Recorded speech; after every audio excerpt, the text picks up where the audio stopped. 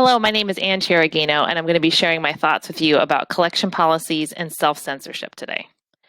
It's important to first think about why we need collection policies. It ensures a degree of consistency, so I can show community members and stakeholders why I choose the materials for the collection that I do.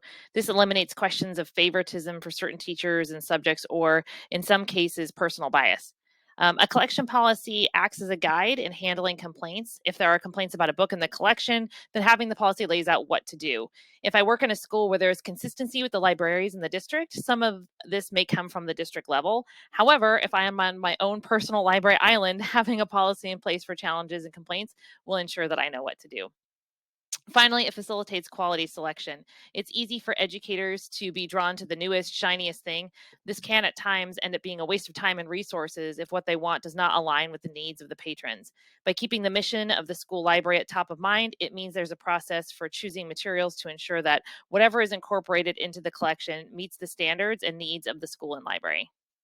In this first article, I learned we want students to read books that have quality, but that's not always what students are interested in. For the worst, sometimes children judge books by their covers and get excited to see media characters such as Disney princesses, or as the author mentions, Dora the Explorer on the cover of a book. This isn't always a bad thing, but it can be if we're not mindful about what the content inside the book is. What makes a book good? Well, it's interesting on its own. The reader isn't needing to be familiar with the characters ahead of time, and the story is compelling and relatable to the reader. The author defined bad books by saying that they do not satisfy or delight. And this is so true. There are certainly books out there that have media characters in them that are delightful. And conversely, there are books without those characters that are dull. But often, books based on shows or movies are not as satisfying or delightful as other stories. We should look for books that have quality or appeal, but hopefully both. What we need to avoid are bland books that don't spark that delight of reading in our students. It is important to have a plan when it comes to purchasing new materials for the library. By not being swayed by what's popular, I can make sure I'm spending my money wisely and buying books that will spark that delight in my patrons. I need to research the books that are coming into the library. Whenever possible, I want to be able to read those books and not just buy them because they have popular characters in them.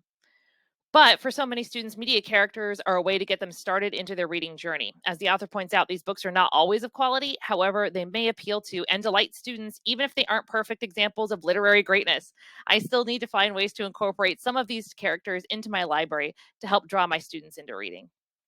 The second article deals with the idea of self censorship through the lens of graphic novels. The authors talked to 20 middle and high school librarians and recorded their findings, which were that graphic novels seem to be very problematic for librarians of these grade levels, particularly at the middle school level.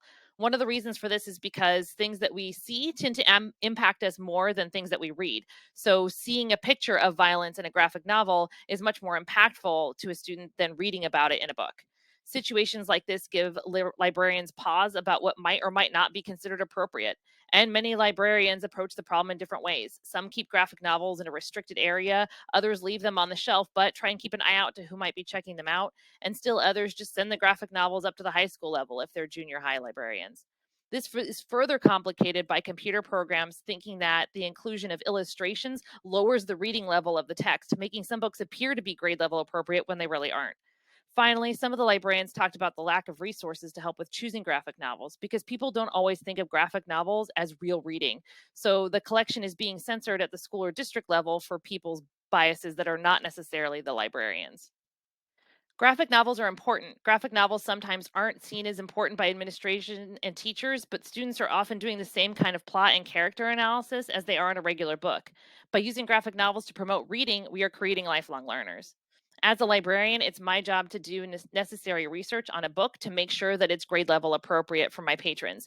If you're in a library for primary grades and you want to include graphic novels, you should for sure make sure they don't include detailed drawings of violence, especially considering that, as the article talked about, you can't rely on vendors or computer programs to give you an accurate reading level for graphic novels because of the way that the illustrations skew that answer. Finally, it's important to remember that if a book is in your library, it's available to everyone. Some problems with self censorship are that we, as librarians, are obligated to make the materials in our collection available to all. I need to make sure of my own biases so that I can make sure to overcome them when forming my collection. A more frivolous example is that I like to read science fiction, but I shouldn't have science fiction dominate my collection because that would not offer the other types of books to my students who like mysteries or nonfiction.